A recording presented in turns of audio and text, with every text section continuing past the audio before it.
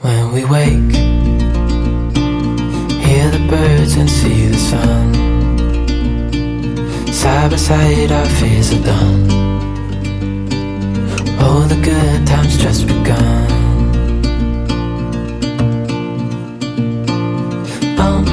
We know what we have, let's hold on to. Ladies and gentlemen, you are listening to Life Well Lived by Omobola Stephen. It's an engaging and enlightening talk show on life, relationships, and the business of life. Grab a cup of juice and just chill. Life Well Lived by Omobola Stephen. Live life. Live fully. Thanks for tuning into our podcast. We love having you here, and it's our mission to bring you all the latest and greatest tips, skills, and know-how to make you the best that you can be. We know that you have it in you, and we're going to show you how. Now, let's get started.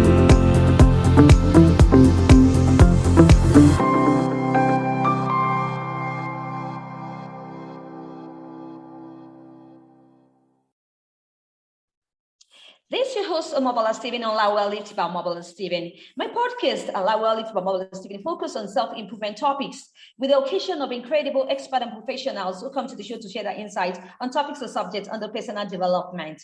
Guests on the show with me today, I've got Shannon Peel, who is a brand storyteller, novelist, and publisher. Welcome, Shannon Peel, on Life Well Lived by Omobola Stephen.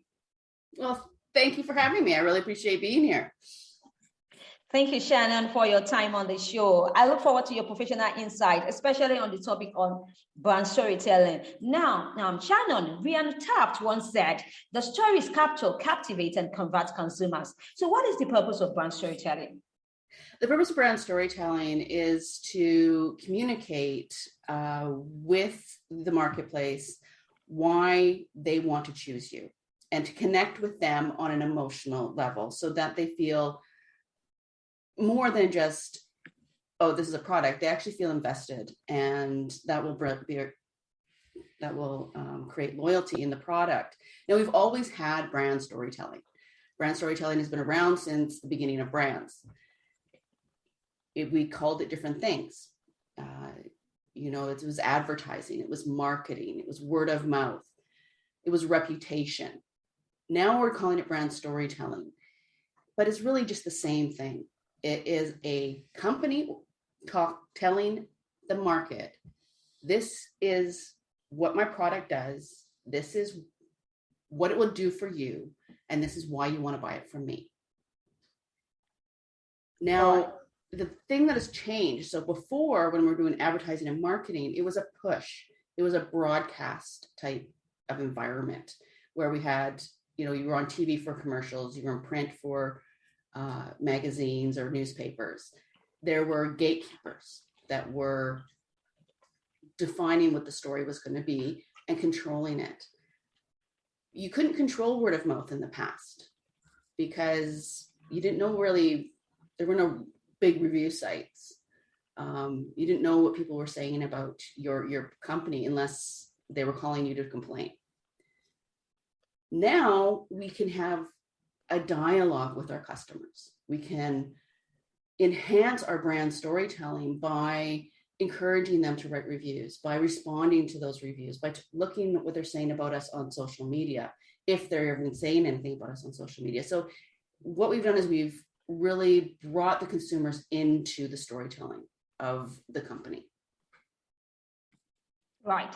So how can one come up with ideas for brand stories? Do you have any insights that you like to share? I'm sorry, could you ask that again? Sorry. Yeah, how can one come up with the ideas for brand stories? Oh, it's, you know what? I'm a novelist. So for me, telling a story is kind of easy. And I keep forgetting that for a lot of people, they just don't know what to say. So what I always start with is I start with the question: who, what, where, when, why, and how.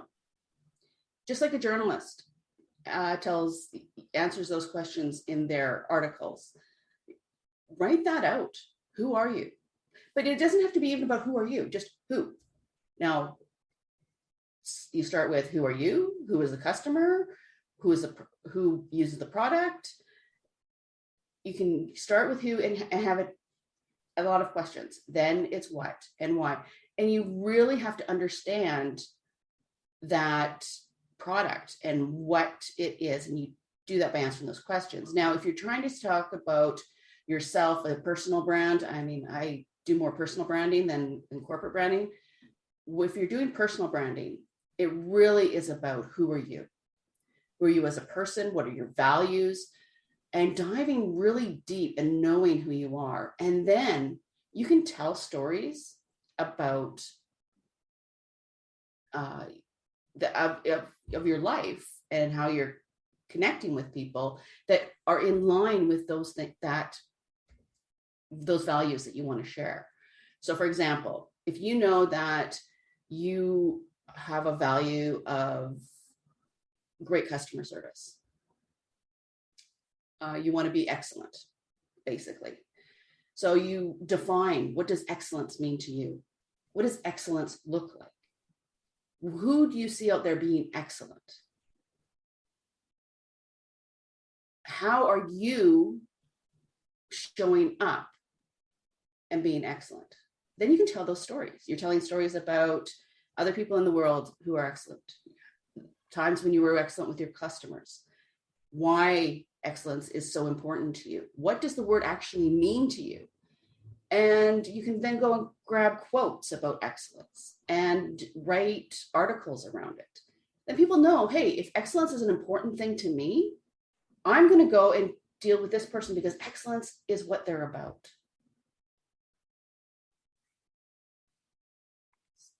Does that make sense? Sorry. Right. Now, I want you to tell me the reason why brand storytelling is the future of marketing. Like I said, it's always been there. The commercials that did well or are really big in our minds are the ones that told a story, or ones that elicited an emotional response from the audience.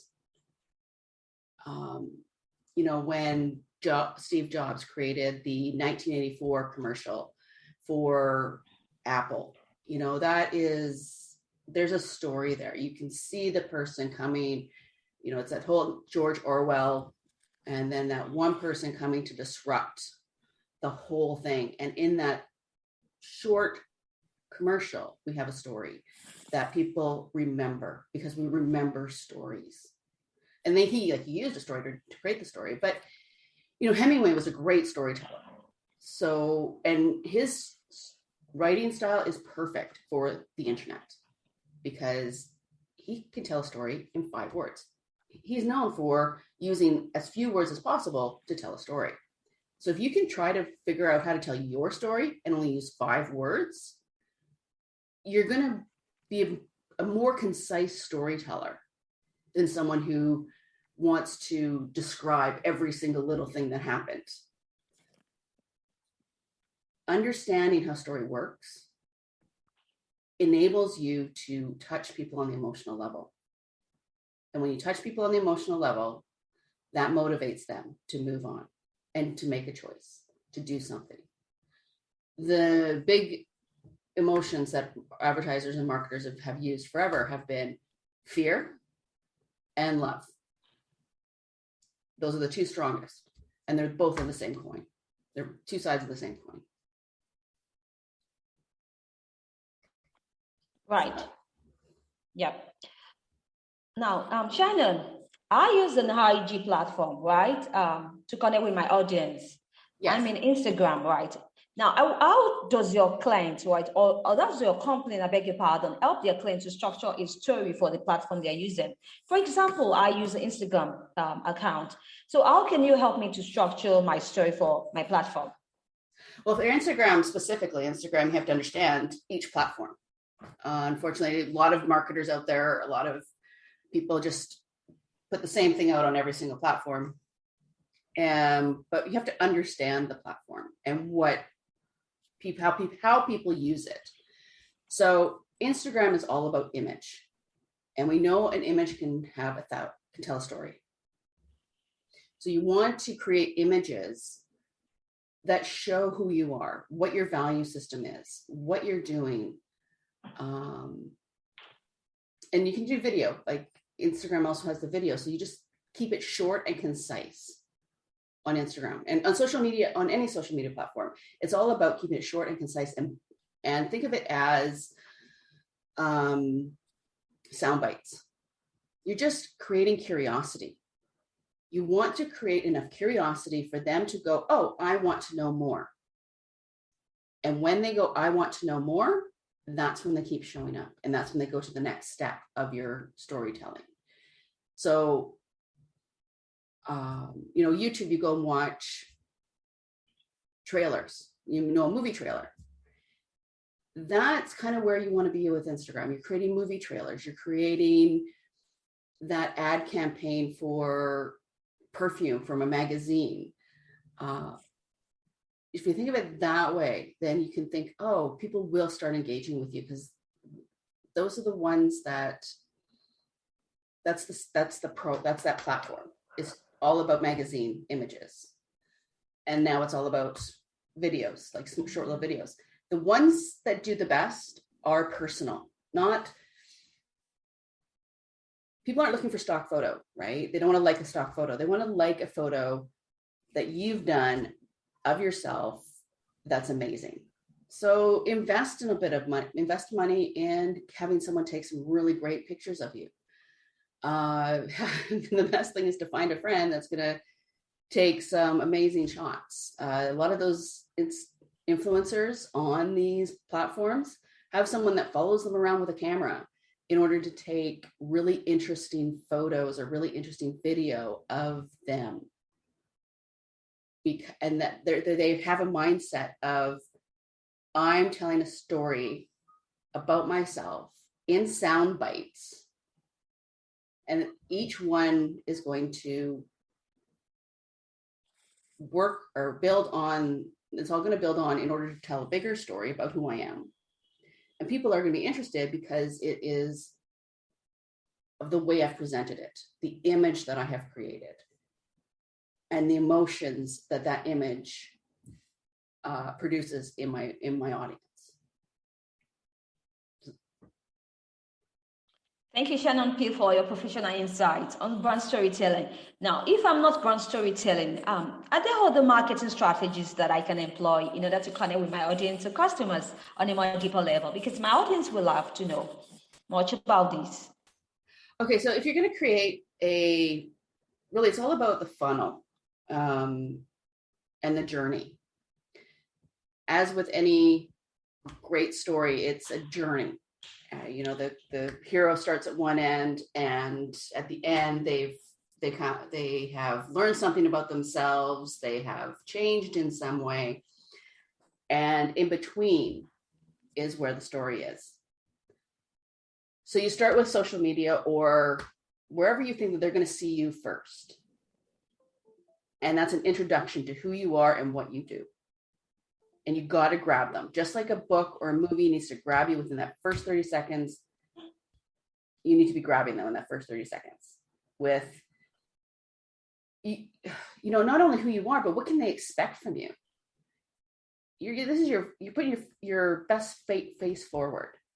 From there, you got to go, okay, where do I want them to go from there? What's the next step in this journey? Do I want them just to see post after post after post after post and engage with me on this one social media, one platform? Or do I want them to come to my blog or my podcast or videos? And how am I going to get them from this one platform to this other platform? Because you're asking them to leave. You're asking them to do a change, a transition. And a lot of people don't want to do that transition. Transition and change is something that we are naturally wired to kind of not do. So how are we going to get them to go from this to that? And it's curiosity. You want that one thing to tell you, to make people curious enough to want to know more. And then the next step is, okay, so what's the next piece of the story? So if you can write out that journey and then break it up into the different ways of consuming that journey. So for instance, I create a digital magazine, and in that is a story of who I am and what I do. And I bring other people contributors in to contribute their stories.